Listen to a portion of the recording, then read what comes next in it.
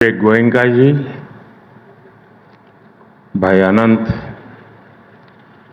George Varghese ji, Rajkamal Jha, Indian Express group के सभी अन्य साथी, एक्सेलेंसीज,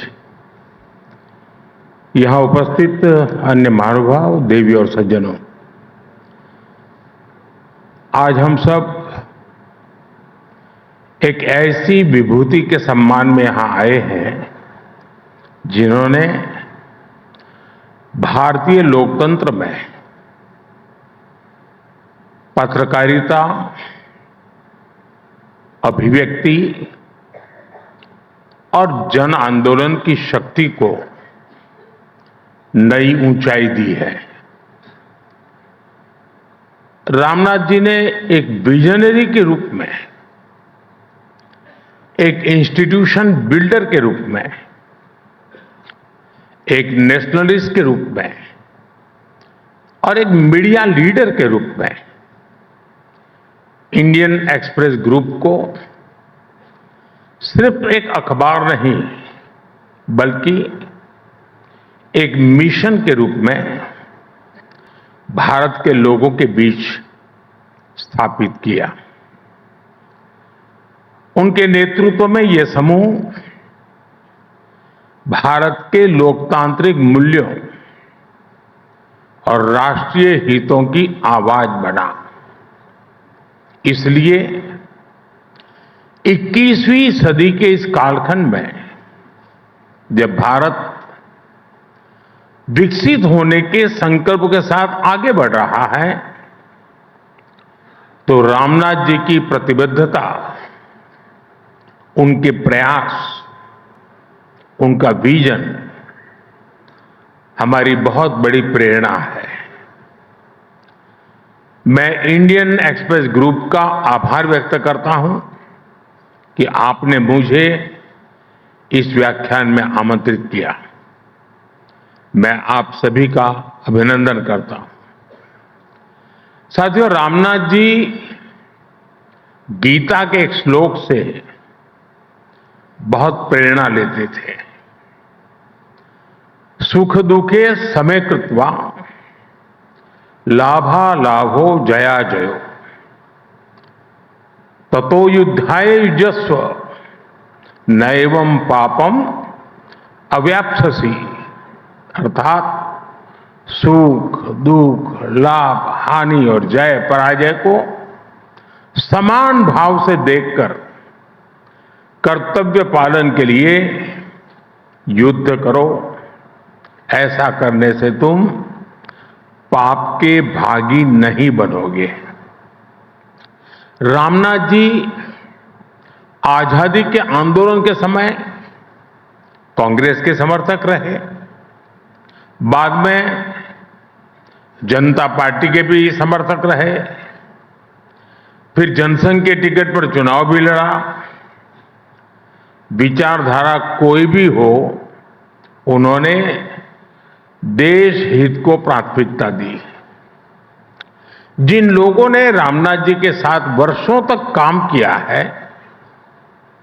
वो कितने ही किस्से बताते हैं जो रामनाथ जी ने उन्हें बताए थे। आजादी के बाद जब हैदराबाद और रजाकारों को उसके अत्याचार का विषय आया, तो कैसे रामनाथ जी ने सरदार वल्लभ भाई पटेल की मदद की।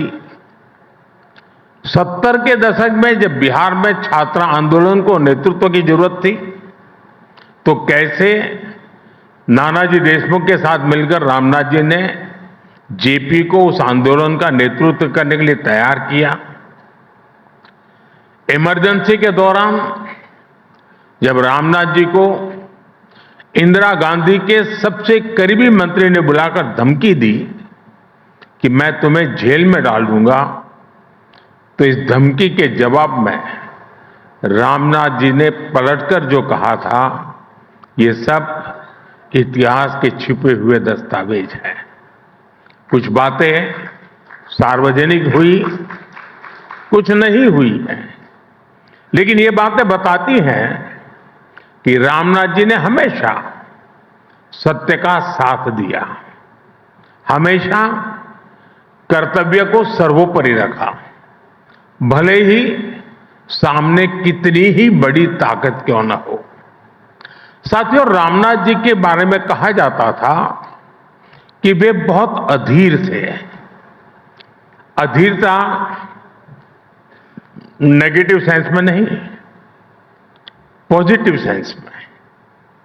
वो अधीरता जो परिवर्तन के लिए परिश्रम की पराकाष्ठा कराती है, वो अधीरता जो ठहरे हुए पानी में भी हलचल पैदा कर देती है। ठीक वैसे ही आज का भारत भी अधीर है। भारत विकसित होने के लिए अधीर है। भारत आत्मनिर्भर होने के लिए अधीर है। हम सब देख रहे हैं 21वीं सदी के 25 साल कितनी तेजी से बीते हैं। एक से बढ़कर एक चुनौतियां आई, लेकिन वो भारत की रफ्तार को रोक नहीं पाई। साथियों, आपने देखा है कि बीते 4-5 साल कैसे पूरी दुनिया के लिए चुनौतियों से भरे रहे हैं।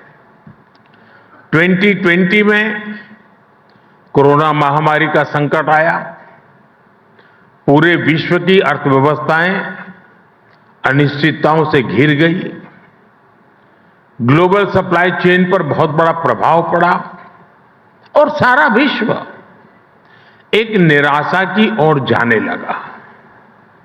कुछ समय बाद स्थितियां संभलना धीरे धीरे शुरू हो रहा था, तो ऐसे में हमारी पड़ोसी देशों में उथल पुथल शुरू हो गई।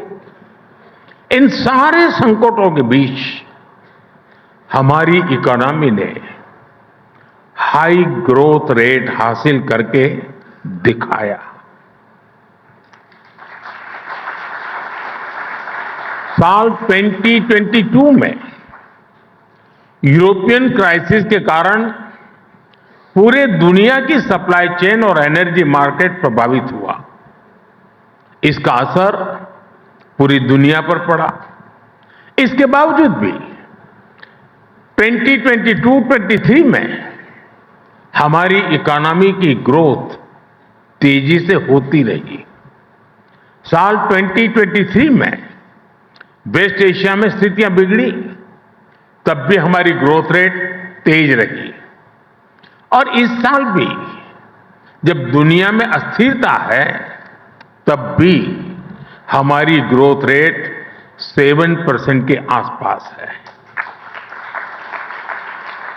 साथियों, आज जब दुनिया डिसरप्शन से डर रही है, भारत वाइब्रेंट फ्यूचर के डायरेक्शन में आगे बढ़ रहा है।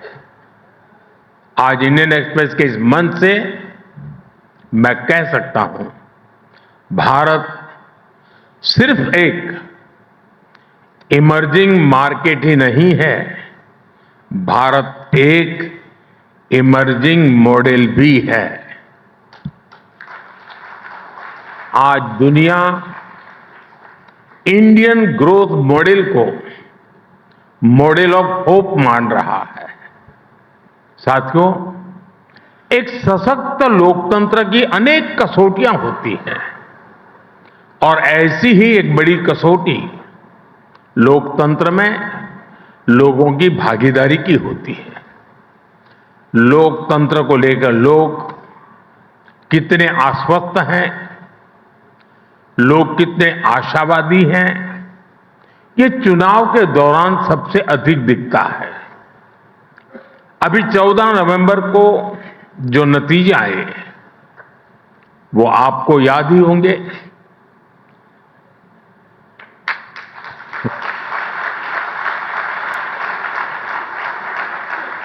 और रामनाथ जी का बिहार से नाता रहा था, तो उल्लेख बड़ा स्वाभाविक है। इन ऐतिहासिक नतीजों के साथ एक और बात बहुत अहम रही है। कोई भी लोकतंत्र में लोगों की बढ़ती भागीदारी को नजरअंदाज नहीं कर सकता।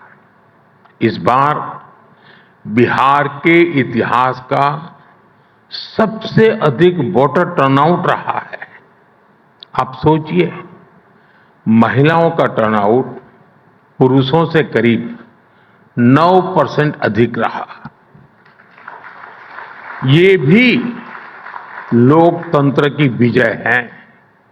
साथियों, बिहार के नतीजों ने फिर दिखाया है कि भारत के लोगों की आकांक्षाएं, उनकी एस्पिरेशंस कितनी ज्यादा है।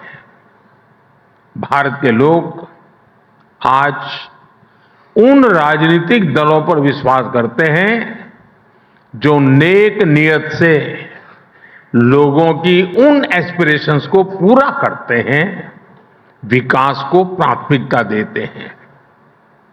और आज इंडियन एक्सप्रेस के इस मंच से मैं देश की हर राज्य सरकार को, हर दल की राज्य सरकार को बहुत विनम्रता से कहूंगा, लेफ्ट राइट सेंटर, हर विचार की सरकार को मैं आग्रह से कहूंगा, बिहार के नतीजे हमें ये सबक देते हैं कि आप आज किस तरह की सरकार चला रहे हैं। ये आने वाले वर्षों में आपके राजनीतिक दल का भविष्य तय करेंगे। आरजेडी की सरकार को बिहार के लोगों ने 15 साल का मौका दिया। लालू यादव जी चाहते तो बिहार के विकास के लिए बहुत कुछ कर सकते थे, लेकिन उन्होंने जंगल राज का रास्ता चुना। बिहार के लोग इस विश्वासघात को कभी भूल नहीं सकते। इसलिए आज देश में जो भी सरकारें हैं, चाहे केंद्र में हमारी सरकार है या फिर राज्यों में अलग अलग दलों की सरकारें हैं, हमारी सबसे बड़ी प्राथमिकता सिर्फ एक होनी चाहिए, विकास, विकास और सिर्फ विकास।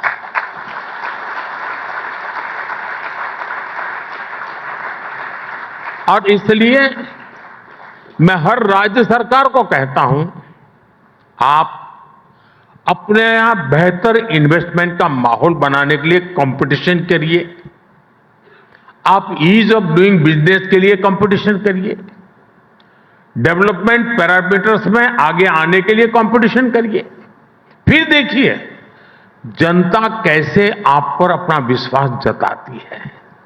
साथियों, बिहार चुनाव जीतने के बाद कुछ लोगों ने, मीडिया के कुछ मोदी प्रेमियों ने फिर से ये कहना शुरू किया है, भाजपा, मोदी हमेशा 24/7 इलेक्शन बोर्ड में ही रहते हैं। मैं समझता हूं चुनाव जीतने के लिए इलेक्शन मोड नहीं, 2400 घंटे इलेक्शन मोड में रहना जरूरी होता है। इमोशनल मोड में रहना जरूरी होता है, इलेक्शन मोड में नहीं। जब मन के भीतर एक बेचैनी सी रहती है कि 1 मिनट भी गंवाना नहीं है, गरीब के जीवन से मुश्किलें कम करने के लिए, गरीब को रोजगार के लिए, गरीब को इलाज के लिए, मध्यम वर्ग की आकांक्षाओं को पूरा करने के लिए बस मेहनत करते रहना है। इस इमोशन के साथ, इस भावना के साथ सरकार लगातार जुटी रहती है, तो उसके नतीजे हमें चुनाव परिणाम के दिन दिखाई देते हैं। बिहार में भी हमने अभी अभी यही होते देखा है। साथियों, रामनाथ जी से जुड़े एक और किस्से का मुझसे किसी ने जिक्र किया था। ये बात तब की है जब रामनाथ जी को विदिशा से जनसंघ का टिकट मिला था। उस समय नानाजी देशमुख जी ने उनकी इस बात पर चर्चा हो रही थी कि ये संगठन महत्वपूर्ण होता है या चेहरा। तो नानाजी देशमुख ने रामनाथ जी से कहा था कि आप सिर्फ नामांकन करने के लिए आएंगे और फिर चुनाव जीतने के बाद अपना सर्टिफिकेट लेने के लिए आ जाइएगा। फिर नानाजी ने पार्टी कार्यकर्ताओं के बल पर रामनाथ जी का चुनाव लड़ा और उन्हें जिताकर दिखाया। वैसे ये किस्सा बताने के पीछे मेरा ये मतलब नहीं है कि उम्मीदवार सिर्फ नामांकन करने आए। मेरा मकसद है भाजपा के अनगिनत कर्तव्यनिष्ठ कार्यकर्ताओं के समर्पण की ओर आपका ध्यान आकर्षित करना है। साथियों, भारतीय जनता पार्टी के लाखों करोड़ों कार्यकर्ताओं ने अपने पसीने से भाजपा की जड़ों को सींचा है और आज भी सींच रहे हैं। और इतना ही नहीं, केरला, पश्चिम बंगाल, जम्मू कश्मीर ऐसे कुछ राज्यों में हमारे सैकड़ों कार्यकर्ताओं ने अपने खून से भी भाजपा की जड़ों को सींचा है।